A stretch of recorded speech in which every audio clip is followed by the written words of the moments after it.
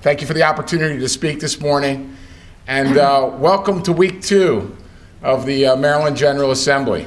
For those of you that may have missed week 1, let me give you a brief update of what's happened in the past week in the Maryland General Assembly. The governor has proposed the following: phasing out the itemized deductions like mortgage deductions, charity deductions, medical deductions for nearly 500,000 Marylanders. If you missed last week, you also missed out on the phasing out of personal deductions for nearly 500,000 Maryland filers. You missed out on a proposal for an internet tax.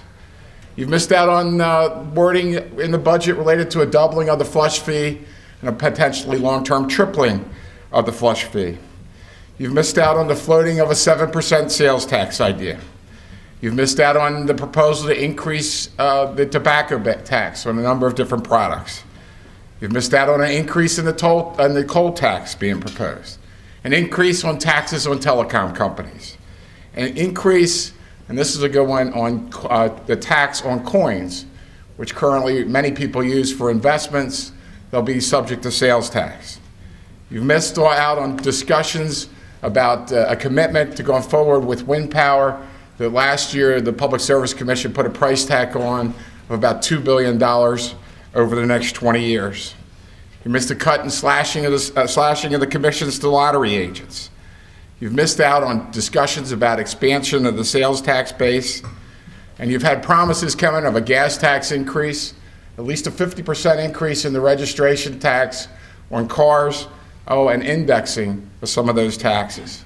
You still have people this past week who held briefings on combined reporting because it hadn't gone away yet.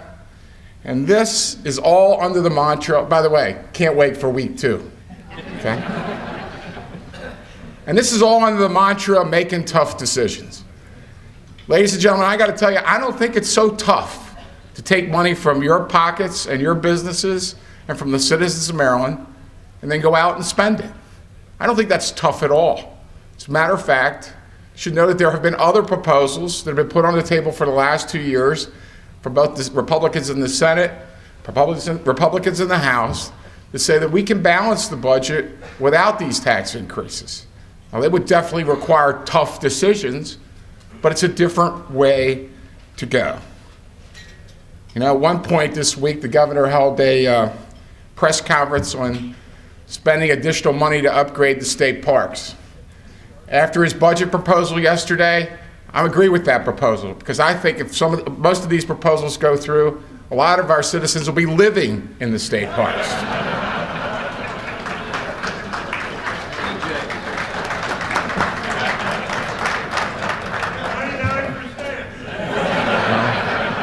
I can tell you there were a few people yesterday that were thinking what these tax increases is a lot more than focusing on the 1% of Marylanders, I can tell you that.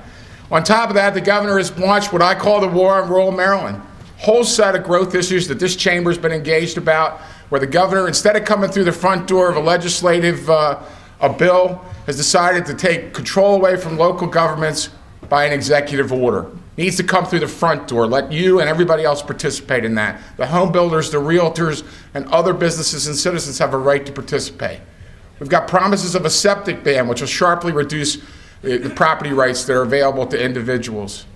We've got the idea of what's called watershed implementation plans, in which your groups commissioned a study that said will cost 65,000 jobs in the state of Maryland, $11 billion, basically $9,000 a household.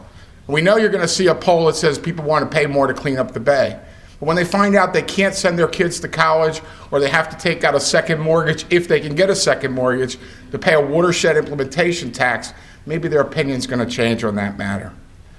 Finally, I just want to address the area of transportation, because the Senate President and Speaker are good to say who's going to make the tough decisions on that. You know, I don't think it's so tough to ask for citizens for a 15-cent gas tax increase. I think it's wrong. But I'm not going to stand here today and say there aren't alternate solutions to the problem, okay? Because in the rural areas, what they see is the gas tax ends up in urban projects. And the governor's already pledged to build a red line and a purple line at a cost of $4 billion. What we already see in the subway system and mass transit is that the state doesn't cover its operating costs to the tune that they lose 65 cents of every dollar on operating costs. So before we have the discussion about raising the tax, we also have the issue related to how we spend the current money. And the state auditors came back with a scathing write-up of State Highway, one of the worst. I've been on the audit committee for 10 years. I've never seen an audit like that one as far as the State Highways Administration. So before we ask our citizens for an increase, we're going to talk about how we're currently spending the money and how we currently allocate it, and whether the governor's watching out to make sure that the taxpayer dollars are being spent properly today. But I will stand up here with a solution. That solution is, and as a Republican, and I've had other Republicans stand up and do it, and I think we'd have bipartisan support, that if the red line and the purple line wants to get built, let's create regional transportation authorities or a local sales tax. And if Montgomery County and Baltimore City want to build those two lines, let them tax themselves to death, okay? But at the same time, leave my constituents alone. We drive. We have to get to work. We don't want to pay the additional gas tax. That's wrong. If we really want to go forward with this heavy mass transit opportunity, there have been bills in both the Senate and the House that go out and increase our fare box recovery. Our goal is only 35 cents on the dollar, and we don't get that today. But if we were able to at least get 50 cents back, we could restore some of the roads money that has been non-existent for the rural areas in the last 2 years. So we are ready to come to the table in the next 85 days to make tough decisions. We just don't think that should be the tough decision. It should be taking money out of your pocket and spending it. Thank you.